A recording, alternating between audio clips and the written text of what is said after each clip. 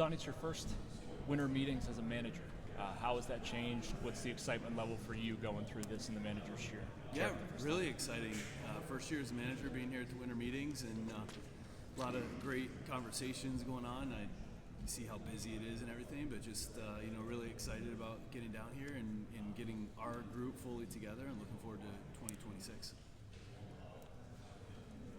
So far this offseason, you guys have been connected to some higher profile free agents as a manager. Is that exciting? And what have the discussions been on your end whenever it comes to team building? Yeah, really exciting. We all know how much 2026 means, and a lot of discussions going on about building towards that, and started right after the season was over this year. Obviously 2025 didn't go as we had hoped, and really looking forward to 26 and just covering every avenue that we possibly can to try to improve the team for next year.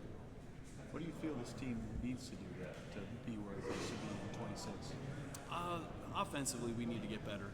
We've talked about that a lot. We need to get better on the offensive side. We need to continue to be really good on the pitching front.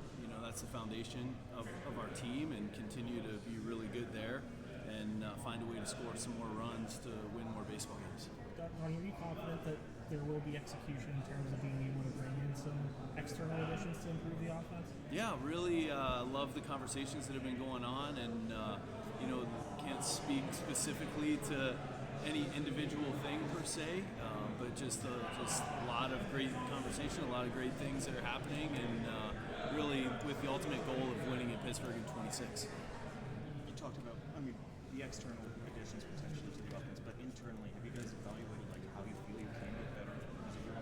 Yeah, we're always beating that up. And that's a daily basis thing. That's throughout the season, having different monthly goals as part of the process, and then continuing after the season was over, reviewing 25, and it's something that we do have to get better at offensively, continuing to have our guys get better, as well as look to improve the club in any way possible.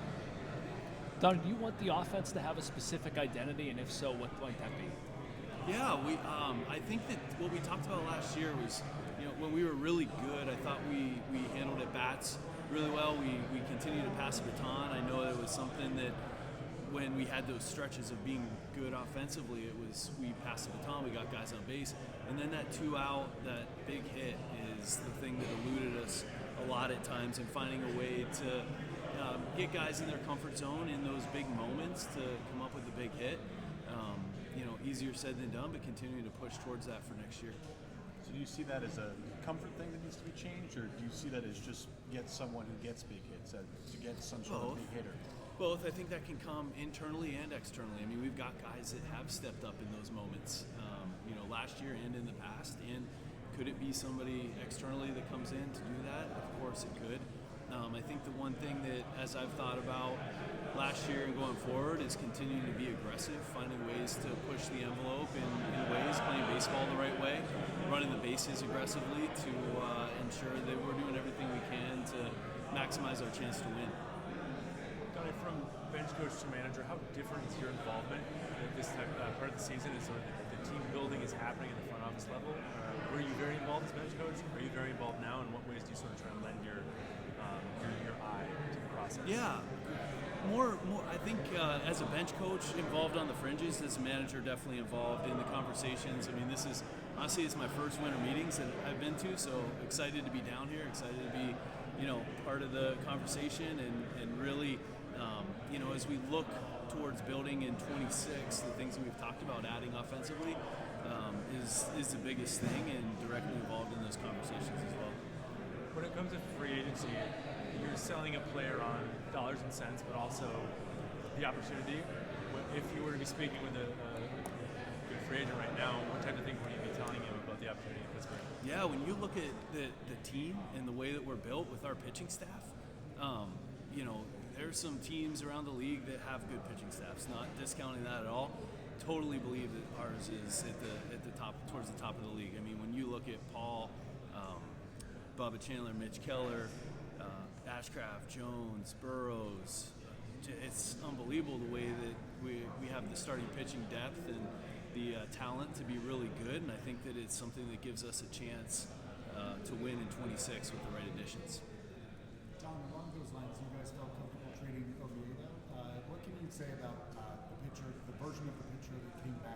last year and how he profiles at this stage of his career? Yeah, I mean, Oviedo, I mean, what he went through last year, going Tommy John, and then the lat in spring training, and the way that he was able to come back and the competitor that he is, it stinks losing a guy like that. You know, when you look at a guy that's going to be in the rotation, from our standpoint, in order to get Garcia, it was something we had to give up something to get something, and really excited about bringing Garcia back and the impact that he could potentially have in 26, and you know, the upside that he has is tremendous, and really excited to add him back. Obviously stinks to lose Oviedo, but excited about adding Garcia. With Oviedo, the fastball movement profile changed, right? Like it looked like there was more carry on the fastball. Like, how does that happen? Yeah, it was. You know, I think that I don't know all the stuff, but the extension and the way that the fastball played was a little bit different. Probably I know our guys worked hard on it with him to continue to adjust some things, and he did a great job of being able to make the adjustments. You mentioned Garcia. What do you kind of like about just the possibility of him adding some power to the lineup in 26 and just the impact that he could potentially make? Yeah, some big-time power that he brings, and just the ability to be able to play all three outfield positions. Looks like he's a above-average outfielder, and just the way I saw that double that he hit in his first at-bat down there in winter ball, and the way that he hustled and ran into second. You know, all the reports that we've gotten back in the video that we've gotten to watch, really excited to add a young prospect of his caliber to the team. Do you think he can handle center if needed? Yeah, I think so. You know, I think he can definitely go to center field. Donnie, you've got a guy in O'Neal Cruz that probably didn't have the year last year he might want. His ceiling, we've talked about how sky high it is. How did the Pirates get him from what he was last year to that ceiling? Yeah, he's O'Neal's working hard this offseason and continuing to work with him on the approach, on the way that he's approaching every single at bat. I think we saw the way that he got better in the outfield last year as the season went on, and his first full season playing center field. You know, worked really hard at that, and he's doing the same thing offensively now. Major Leagues is tough, and as you start to go through those changes and teams adjust to you, being able to make the adjustment back, and we're seeing O'Neal go through that right now. He's having a great offseason, and looking forward to him having a really good year next year. Did the Pirates have somebody in the Dominican working with him? Did you guys send somebody down there? So he was down there with Raul and at the academy doing some stuff, and an external strength and conditioning guy, and he's been back in the States too. So I know that Matt in our group is in touch with him often. Speaking of defense, we saw Horwitz bounce around a little bit at the end of the year. You guys have been connected to him at first base. Is second base or another position an option for him, or would you like to keep him at first? I think ideally you'd like to keep him at first base. He's such a good defensive first baseman, but totally open to other ways. You know, we played him at second last year at the end of the season. He's played second for Toronto. You know, just looking at any way to impact the team. Ideally, you know, he'll be at first.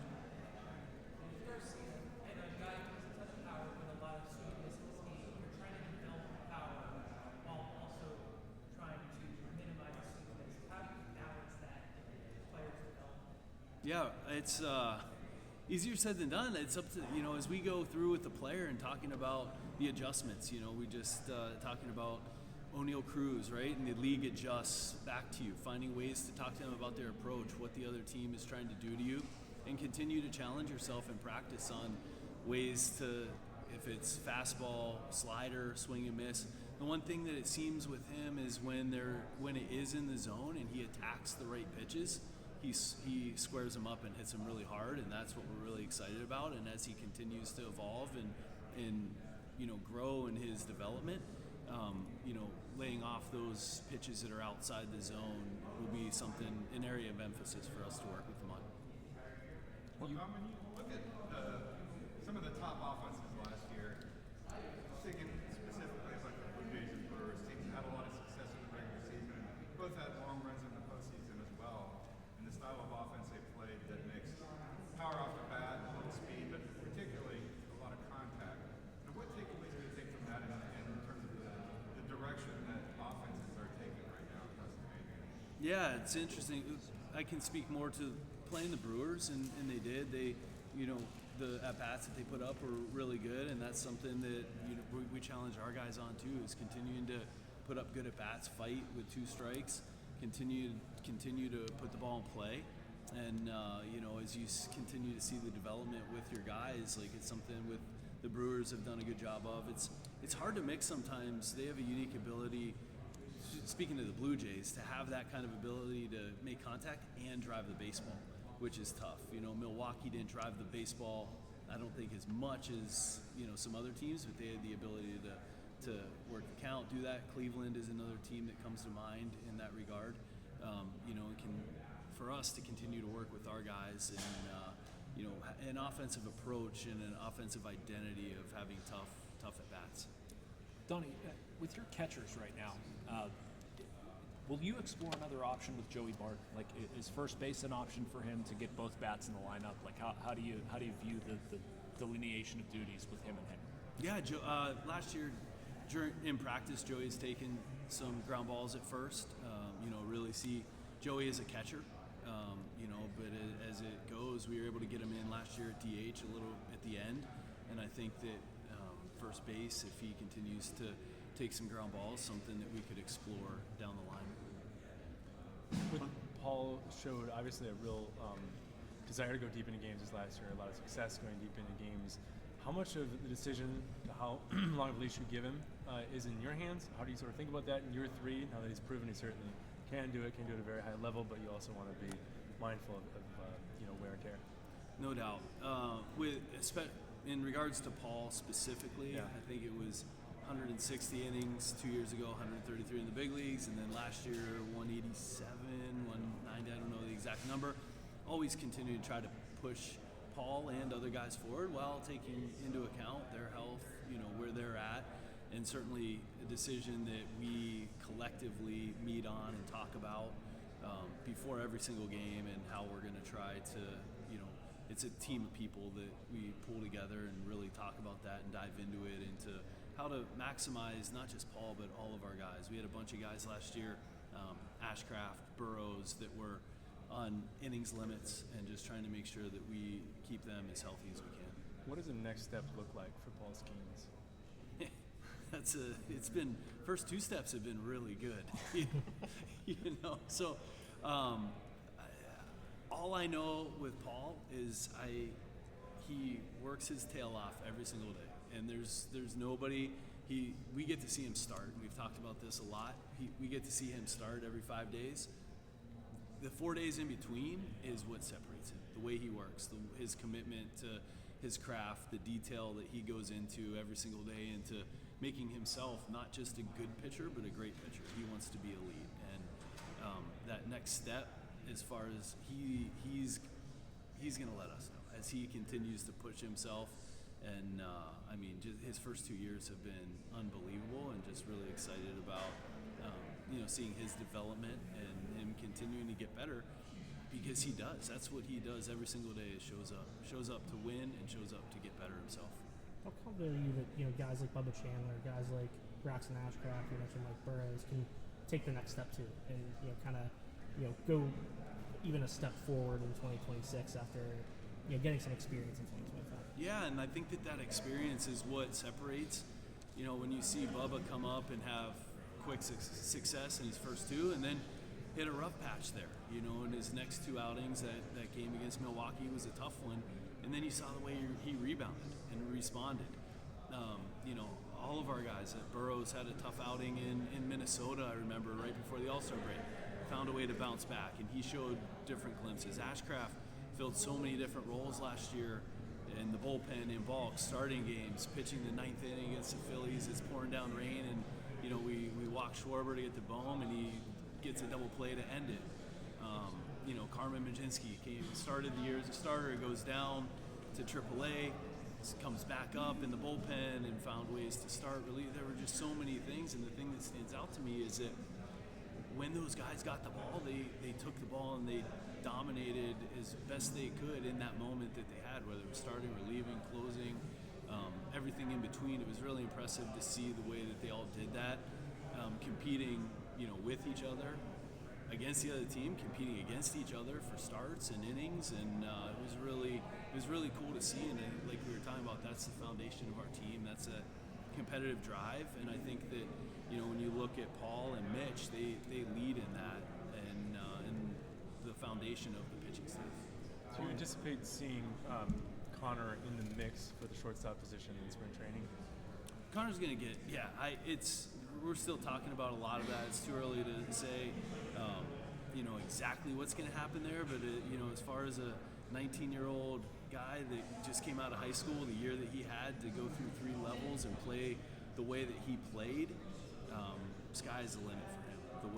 The talent that you see, the wiring, the way he goes about it, he's really, really impressive. With Paul specifically, when he won the Cy Young, he kind of talked about how there's like 2 fields of people who want to go to Pittsburgh. Some people just want it as like a resume stop. Some really see how special it would be to win in the city. And he referenced you as someone who is the perfect person to manage in Pittsburgh. What do you make of those comments, and how do you find players that want to win here? I got chills, you saying that, because winning in Pittsburgh, for those of us that have seen it, is special. When you think about the blackout game against the Reds, and I was watching that game on TV, having grown up in Pittsburgh, seeing the early 90s and the success that the team had, that's what excites me, that's what drives me, that's what we're striving for every single day. When we're here at the winter meetings and we're up in the suite talking about things, talking about the adjustments, talking about the offense, talking about how to continue to build the pitching foundation. That's what excites me, and that's what we expect. That's what the fans expect, and that's what we want to bring to Pittsburgh in 2026. It's certainly it's not about me.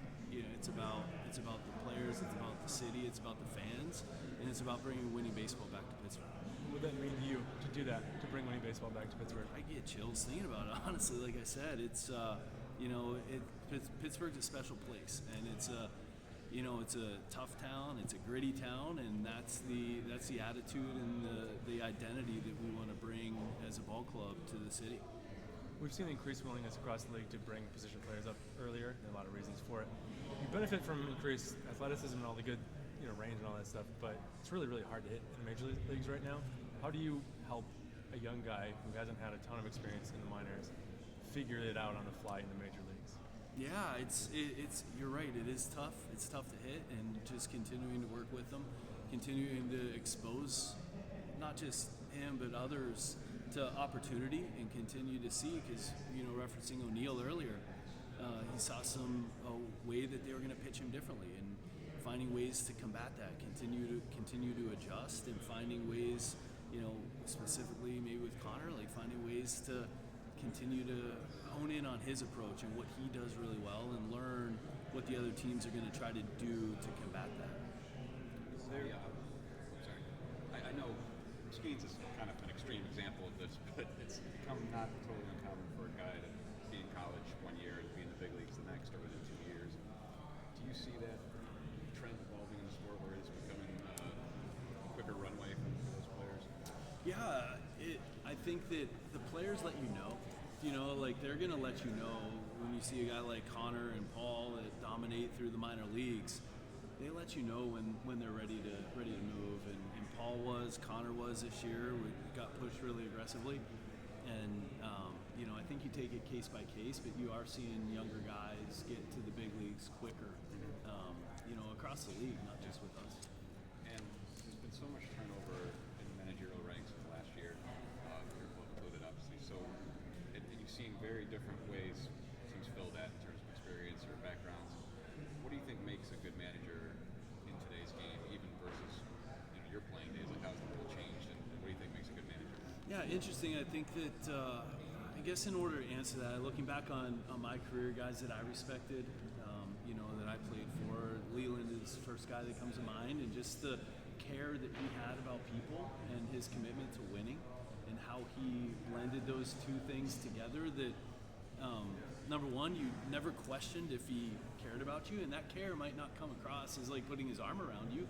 He might kick you in the butt sometimes to really show you that he cared and try to get the most out of you.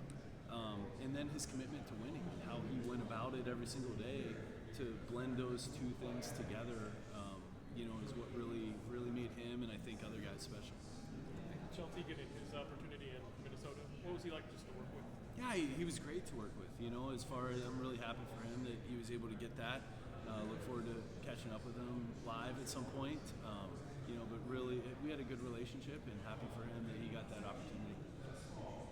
Is there any update with Jared Jones, and do you anticipate he's going to be on some sort of Yeah, he's doing well and getting better. The rehab has gone great as far as timeline and all that. And, I think too early to really say exactly what that's going to look like, especially given the length of time even between now and spring training that we still have to go through. But everything's going well.